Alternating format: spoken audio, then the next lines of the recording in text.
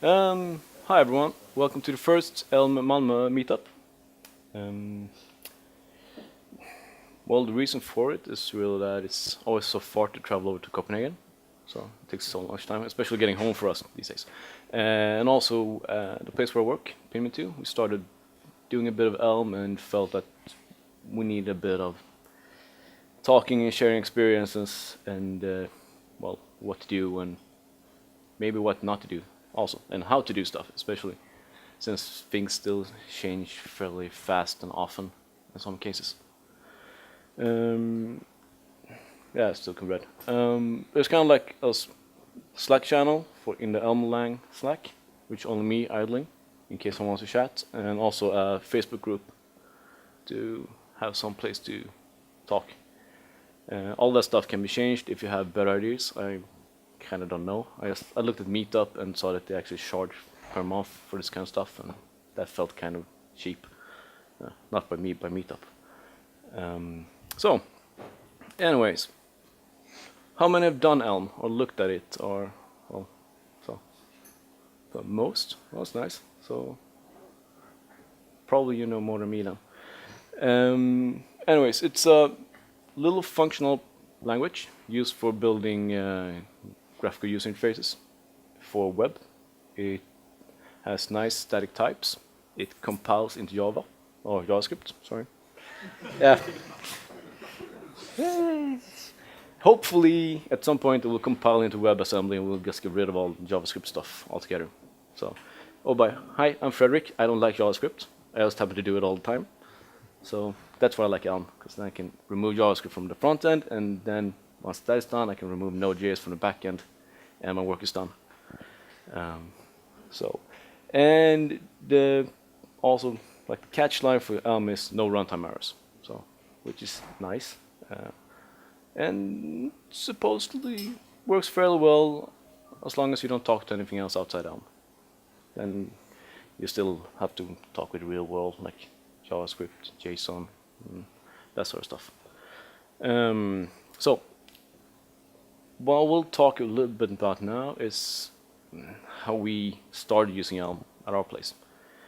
Usually when we start talking about the new cool stuff, everyone gets a little scared, especially the people that have boxes with time and stuff, and like, oh, you're going to rewrite everything, we can't do that, we'll never deliver. So the easy way for Elm, especially since it does interrupt fairly well with JavaScript, is that you can replace small parts at a time. Add new functionality, write that in Elm, drop that in instead of writing in JavaScript.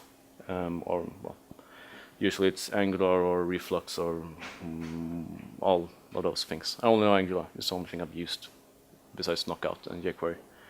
I hear jQuery isn't that good. So, interrupt. Ooh. Oh, that's ghosting on the screen. That's kind of cool. This way of doing it. Where do you start with that? First of all, you can start building something. I would recommend finding some small part to isolate. Best thing is things that directly talk with your backend. So you just have, instead of doing some kind of Angular component or whatever that talks with an JSON API, just write an Elm and drop that in. Because it's not connected to anything else in your system, no funky bindings or anything like that, and it's easy to replace it.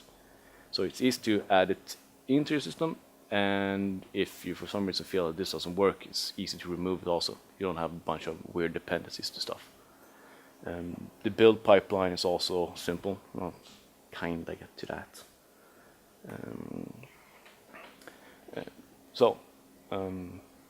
Okay, kind of realize it's kind of wrong order. Anyways, to actually add Elm code into your existing JavaScript things, you first compile it, of course.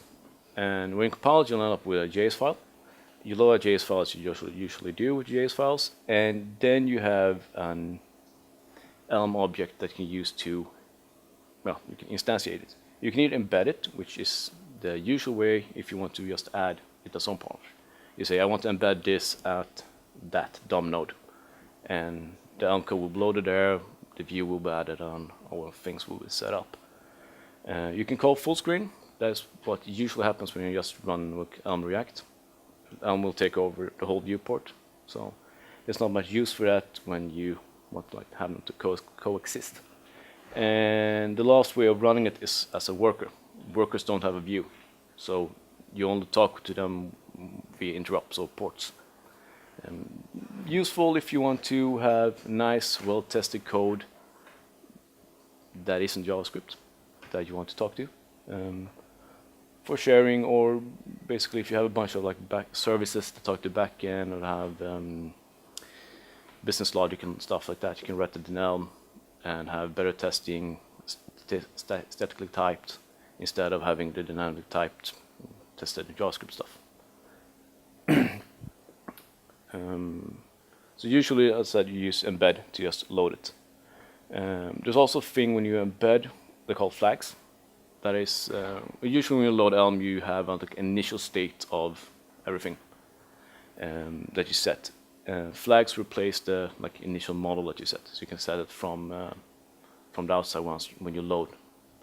So if you know that load is user controller that will have display the stats of a user with the name or X or user ID or something, you can pass that as a flag to Elm, and that will know it automatically. So you don't need to do some lookup to get started. To compile, you use Elm make as you always do.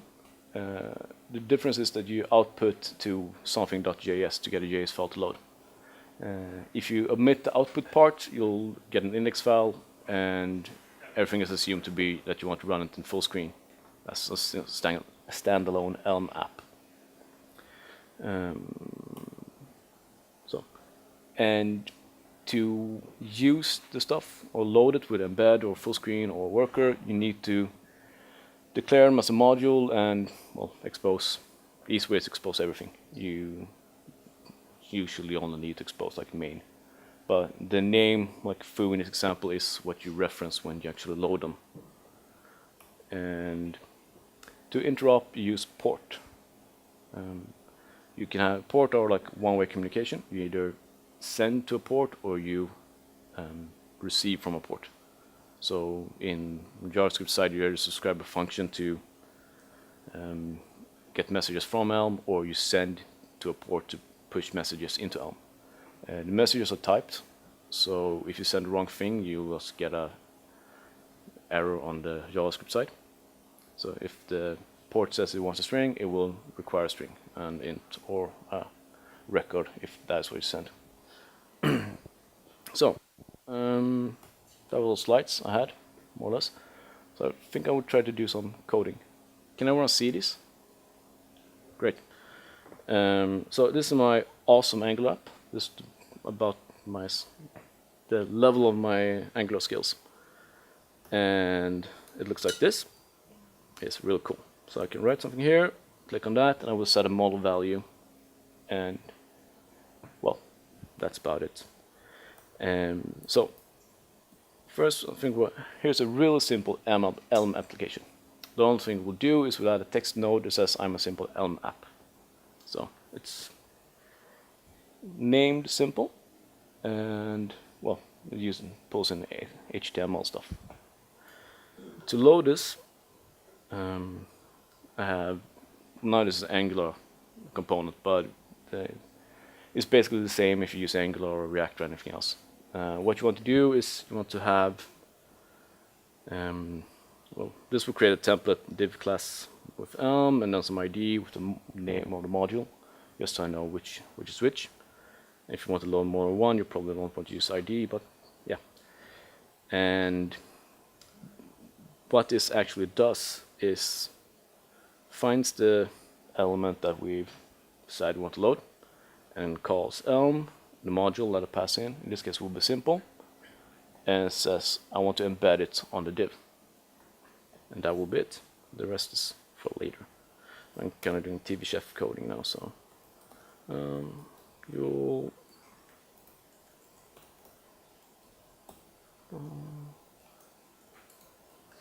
see, and if that works, good like that. Also, to make it more visible, I've added blue boxes around the Elm stuff and a red box around the Angular stuff. So that is actually how simple it is to run Elm side by side with Angular. Um, so that's not a very fun example. So if we do this one instead, see if it's going to load it.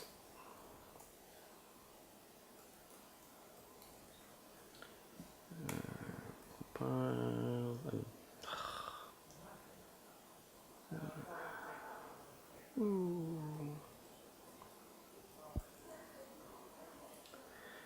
obviously forgot something.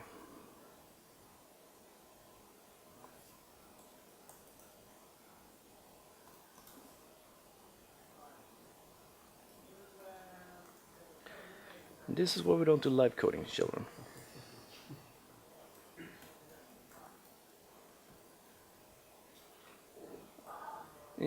So there's supposed to be a little one box with input box and text box, but I'll probably just continue writing here and we'll add, and will hopefully work. Anyways, to wait a minute. It's the wrong one. Sorry.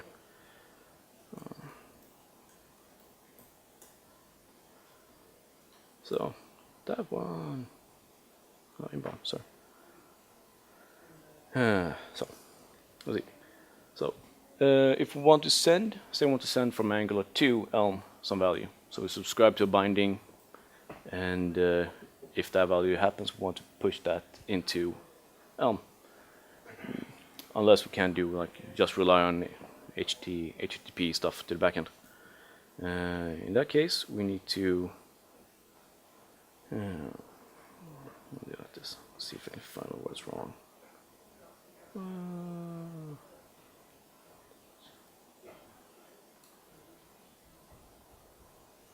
What?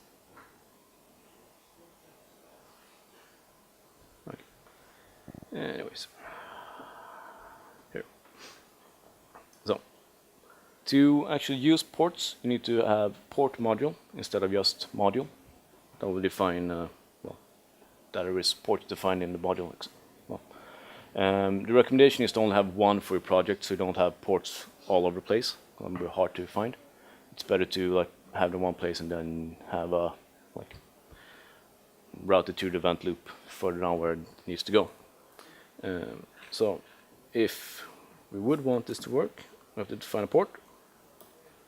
See, that would take a string producing the message. Hopefully, if I still remember everything. The subscription will be a receive subscription. That will be handled by a function called receive message. Receive message takes string and produces CMD message.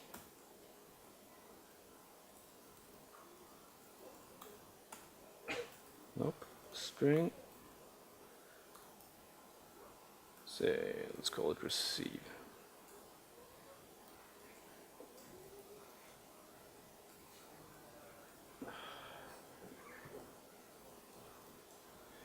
And so for the messages, well, okay. The model here is just a string, to keep it simple. The message is, well, that's template nope message. We can also add a receive message that takes a model. And if we get that model, or get that message, we update our model with the content of it.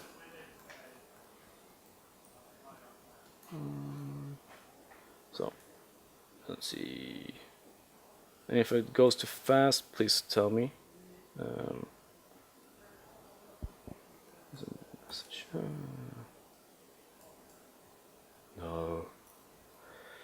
I'm just gonna look at my cheat sheet.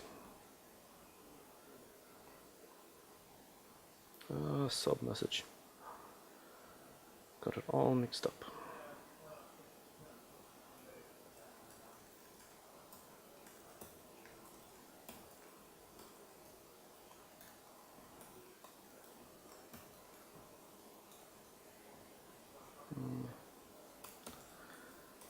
I always get confused about big and small m's.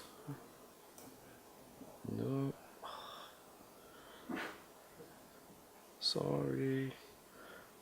I was thinking I rehearsed this so well, but still not well enough. Inbound.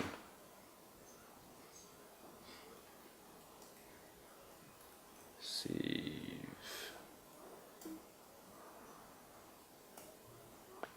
So.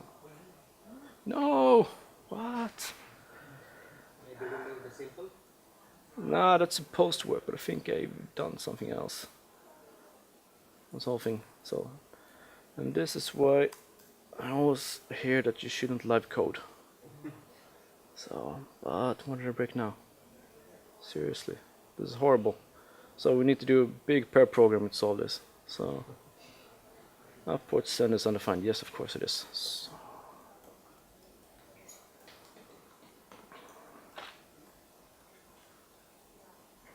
hey, look, there it is. Hey, my crowd goes wild. So, and that was all my magic tricks for today. So, if this works now, look, it worked.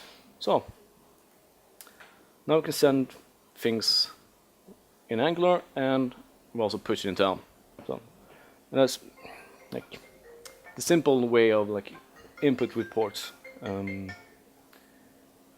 very simple, but still the basis for it actually. If you want to like talk with everything else, and once you get it up and running, it is fairly simple. It's just wanna change stuff around all the time. Kinda breaks. And that's nice if you want to push things into the Elm side. But sometimes you might want to do the other thing too, especially if you want to gradually replace your current thing with Elm. So let's see if we can get the outbound part loaded. So the plan for this one is to have a second box, and when I click the send button, I push that value back out into JavaScript, so we can have that value appear. And since ports aren't like they only communicate in one way, you can't do like a nice fancy double binding in one port. So you need to use two if you want to do communication. So it's, let's see, that one is here, and then so this one is slightly bigger. It does, well, still just a string. Also has a update field message to move the the input text from the input into the model all the time. So we have the latest value there continuously. And if we want to do somewhere push that value outside, we need to have a message, say send. When we do send, we want to actually do something, so we want to send the value. So we'll do like return the model internally and then call model, and this send in this case would be port send that takes a string and returns a message. So also to wire it all up, we do like when you click on a button, we want to send message instead of like nope. So, and of course that didn't forgot something. Command message. And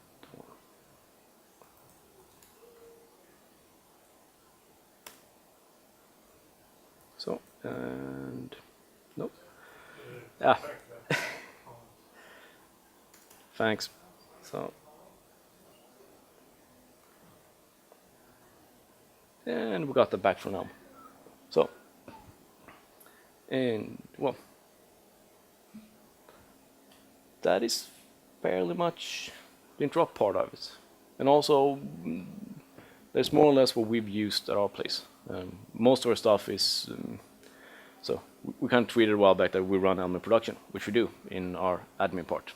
We want to add it into the customer parts too, but we've been knee deep in the backend for the last month, so we haven't had time to actually do anything that touches the UI.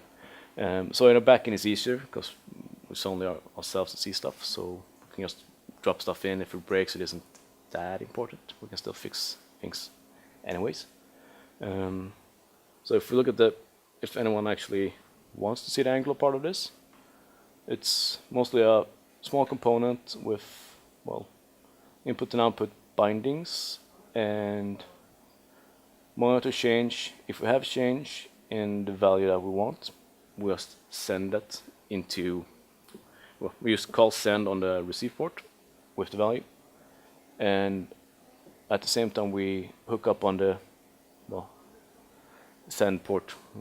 Well, the name here isn't awesome.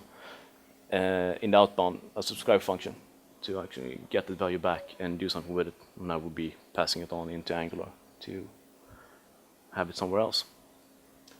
Question, Yeah. what is that? This one. That's the thing. Yeah, that is when you compile, when you Elm-make, the file is, well, let's see. I call Elm-make here and name my file elm.js. I can name it anything. And then I load it here before the Angular parts. And that will give me a object Elm that has a property for every module that is compiled into that bit. Yeah. No, it will be Elm there still.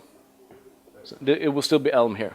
So that is like when you compile, you Elm-make produce an object called Elm, and with all the modules compiled on there. So if we don't do this pass the module as a binding to there, I could have like elm.simple.embed and the div I want to embed it to, or elm.worker if I had a backend worker instead. Especially if you use workers, you need to use probably need to use some kind of ports to get feedback from them or send to them. Would that be a global object? Yes. Yeah, it will be global. So there's still some issues with when you do the embed if modules being unloaded and loaded correctly. So if you do a lot of like flipping states, you might want to make sure that you actually refresh your DOM once in a while to get off, to remove any like lingering references to have the GC run, clean up stuff. How much overhead is in the Elm 5 Elm stuff in? Let's see. There's a bit. So there's some stuff here. Actually try to compress it, and if you do something more complex than to do in C, it's not possible. Yeah. I think they're working hard on like having a decent performance on it, so it shouldn't really be a problem. But it's the same for funny code. So yeah, that was about it for me.